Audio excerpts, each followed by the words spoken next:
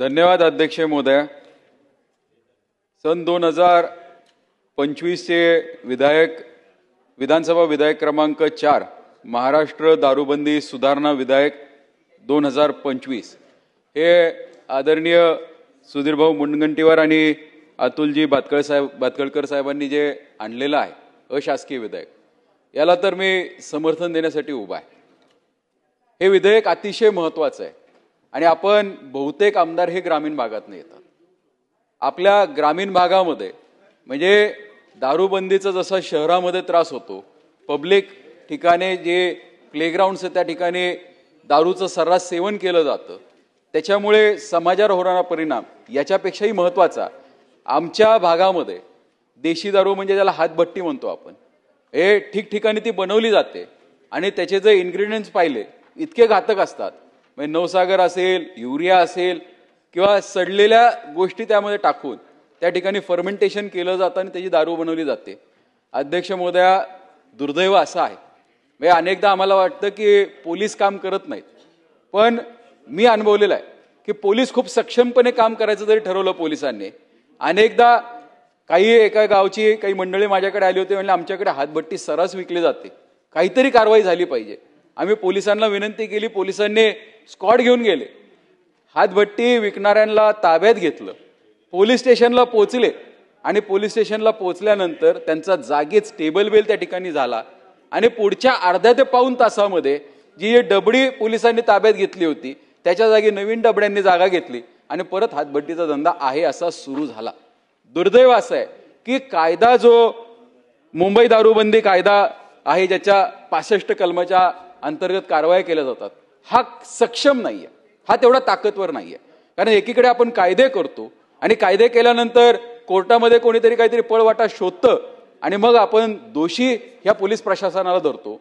म्हणजे आम्ही तर एक पाहतो, शेतकरी आहोत, कांद्याच्या चाळीमध्ये एखादा कांदा सडका असतो पण संपूर्ण चाळ खराब झाल्याशिवाय राहत नाही, पण त्या सडक्या कांद्यामुळे चाळीला दोष देण्यात अर्थ नाही।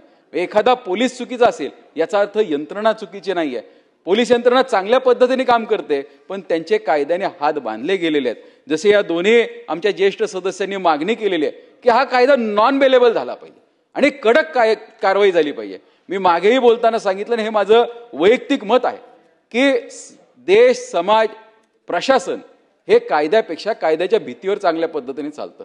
कायद्याची भीती तयार होणं गरजेचं आहे आणि कायद्याची भीती व्हायची असेल तर कायदा तितकाच कडक असणं गरजेचं आहे। कारण आज 7 वर्षाच्या आतमधली कोणतीही शिक्षा असेल की लगेच त्या ठिकाणी बेल होऊन जातो की त्यांना अटकही करता येत नाही आणि याचा गैरफायदा अनेक आरोपी म्हणा किंवा एक क्रिमिनल माइंड असणारी जी लोक आहेत, हे एक्स्टॉर्शनच्या दृष्टिकोनातून समाजाला एक्स्टॉर्शन चालू झालेलं आहे, यांच्यावरती कारवाई करायची असेल, यांना जर आळा आणायचा असेल तर अशा प्रकारचं सुधारणा विधेयक हे अतिशय महत्त्वाचं आहे।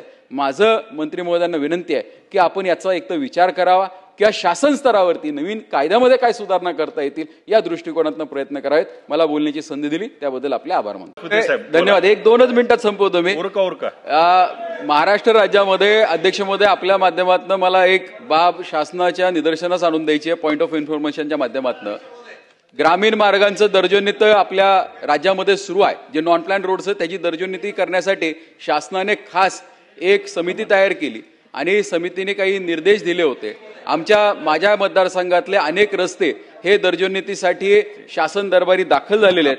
अध्यक्ष महोदय, हा प्रस्ताव सगळे खाली पाठवण्यात आलेले आहेत आणि प्रस्ताव खाली पाठवत असताना त्यांनी ही टिप्पणी टाकली आहे की प्रस्तावित रस्त्यांच्या शेतकरी जमीन मालकाकडून स्वखुशीने व विना मोबदला जागा देण्यास तयार असल्याबाबत नोंदणीकृत दानपत्र, बक्षीसपत्र घेण्यात यावे। अध्यक्ष महोदय, ही परिस्थिती भाऊ भावाला जमीन देत नाही, सरकारला कधी देईल, याच्यामध्ये सुधारणा व्हावी एवढी बाब आपण लक्षात घ्यावी।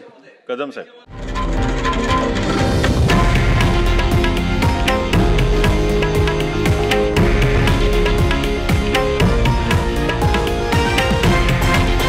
हे आहे देशातील नंबर 1 न्यूज नेटवर्क आणि आपण पाहत आहात TV9 मराठी, एकमेव।